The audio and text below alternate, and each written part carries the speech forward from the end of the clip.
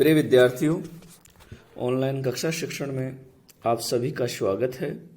मैं अर्जुन लाल जाट, सहायक आचार्य समाजशास्त्र, एसपीपी राजकीय महाविद्यालय डूंगरपुर, स्नातक द्वितीय वर्ष, विषय समाजशास्त्र से आज का हमारा शिक्षण बिंदु है दैव निदर्शन। प्रिय विद्यार्थियों, जैसा कि हम पिछली कक्षाओं में प्रायिकता निदर्शन के बारे में चर्चा की थी, इसी क्रम में आज का हमारा विषय है प्रायिकता निदर्शन का एक रूप दैव निदर्शन या यादृच्छिक निदर्शन। दैव अथवा यादृच्छिक निदर्शन एवं प्रायिकता या संभावना निदर्शन को परस्पर पर्यायवाची शब्द के रूप में प्रयोग किया जाता है। यहाँ यादृच्छिक जो शब्द है वो चुनाव का एक विशिष्ट ढंग का विश्लेषण है, निदर्शन का नहीं। यदि निदर्शन इस प्रकार किया जाए कि समग्र के सभी तत्वों या इकाइयों को निदर्शन में शामिल होने का समान अवसर और समान संभाविता उपलब्ध हो, तो ऐसे निदर्शन को हम दैव निदर्शन या यादृच्छिक निदर्शन कहते हैं। जैसे हम किसी गोल बर्तन में कांच के 100 कंचे रखें और फिर उनमें से कोई एक कंचा निकालें, तो प्रत्येक कंचे के निकलने की जो संभाविता है वो 1/100 होगी। अर्थात सबको अध्ययन में या समग्र की निदर्शन में चुने जाने की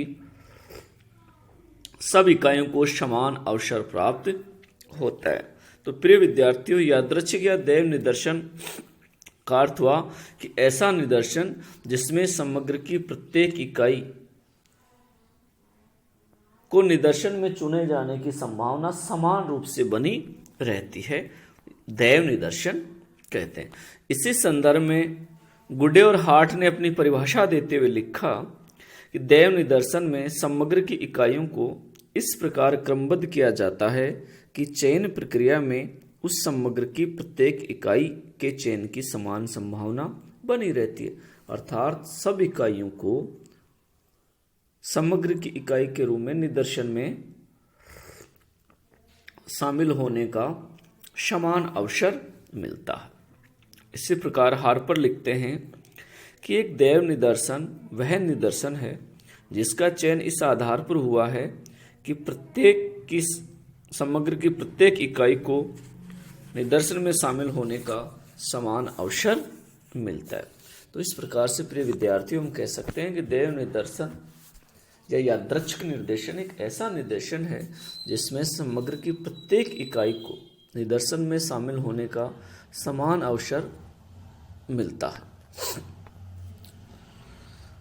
इस प्रकार से जब हम जान चुके हैं कि दैव निदर्शन क्या है, तो हम दैव निदर्शन के चयन के संबंध में कुछ सावधानियां हैं, उनकी हमें पालना करनी चाहिए।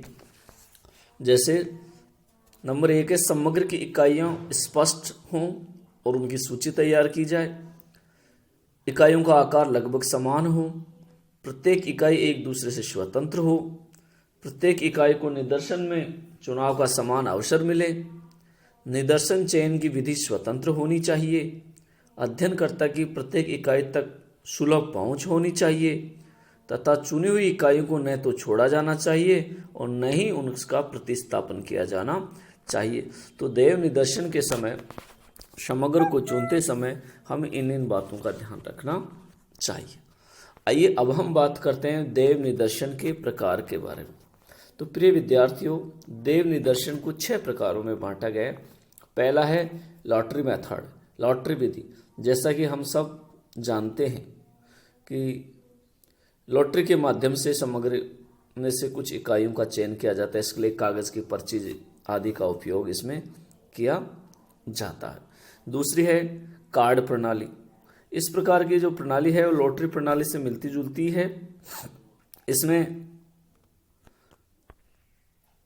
कागज की पर्चियों के स्थान पर कार्ड का उपयोग किया जाता है। सबसे पहले एक आकार, रंग या बनावट के कार्डों या टिकटों पर जनसंख्या, समग्र सम्मत इकाइयों के नाम अथवा संख्या या कोई चिन्ह अंकित कर दिया जाता है और फिर इन सबको एक गोल बड़े ड्रम में भरकर 50 बार घुमाया जाता है और घुमाकर एक कार्ड या टिकट निकाल लिया जाता है। नेक्स्ट है रैंडम अंक प्रणाली। देव निदर्शन की एक अन्य विधि रैंडम प्रणाली या इसे टीपेट प्रणाली भी कहते हैं। इस प्रणाली को प्रोफेसर टीपेट ने 1927 में गणितीय अंकों के आधार पर तैयार किया था, इसलिए इसे टीपेट प्रणाली कहते हैं। इस विधि में संख्याओं की एक सूची बनाई जाती है और इन संख्याओं की सूची के आधार पर समग्र में से निदर्शन का चुनाव किया जाता है। इसके दो प्रकार से होता है, प्रत्यक्ष ढंग से और अप्रत्यक्ष ढंग से। इसी का अगला प्रकार है नियमित अंकन प्रणाली। नियमित अंकन प्रणाली सरल देव निदर्शन की एक महत्वपूर्ण विधि मानी जाती है। इस पद्धति द्वारा अनुसंधानकर्ता जब निदर्शन का चुनाव करता है तब सबसे पहले वह वर्गांतर की गणना करता है और वर्गांतर गणना के बाद आरंभिक बिंदु का चुनाव करता है और फिर अनुसंधानकर्ता पहली संख्या तथा वर्गांतर के बीच की संख्या इस प्रकार चुनाव या लॉटरी या रैंडम विधि से करता है कि इस आरंभिक संख्या का चयन करने के बाद वह वर्गांतर को जोड़ता चलता है। इसी प्रकार अगली है अनियमित अंकन प्रणाली। समग्र या जनसंख्या की समस्त इकाइयों की एक सूची बनाई जाती है और इस सूची में प्रथम और अंतिम अंक को छोड़कर शेष इकाइयों की क्रम संख्या पर शोधकर्ता निशान लगाता चलता है। ये निशान उतनी ही इकाइयों पर लगाए जाते हैं, इस कारण इसमें पक्षपात का समावेश भी हो जाता है। नेक्स्ट है ग्रिड प्रणाली। किसी भौगोलिक क्षेत्र आधार पर निदर्शन प्रणाली निर्माण की प्रणाली है। इसमें विशाल भौगोलिक क्षेत्र का जहाँ से निदर्शन लेना है नक्शा या मानचित्र तैयार कर लिया जाता है और उस पर सेलुलॉइड की पारदर्शी ग्रिड प्लेट रख दी जाती है। इस प्लेट में वर्गाकार चौकोर खाने कटे हुए तथा उन पर नंबर लिख दिए जाते हैं। यह पहले ही निश्चित कर लिया जाता है कि किन आधारों पर किन किन नंबरों वाली इकाइयों को अध्ययन का विषय बनाना है। इन नंबरों का निर्णय आकस्मिक ढंग से किया जाता है और मानचित्र के हिस्सों पर निर्धारित नंबरों को वर्गाकार खाने आते हैं, उनको चिन्हित करके अध्ययन के लिए चुन लिया जाता है। इसीलिए इसे क्षेत्र निदर्शन भी कहते हैं। इस प्रकार से प्रिय विद्यार्थियों, जो देव निदर्शन है या यादृच्छिक निदर्शन है उसके ये 6 उपभाग हैं, 6 प्रकार हैं। इसके आधार पर देव निदर्शन का प्रयोग किया जाता है और देव निदर्शन के आधार पर अध्ययन का जो समग्र है उसमें से निदर्शन का चुनाव किया जाता है। आज के लिए बस इतना ही। धन्यवाद।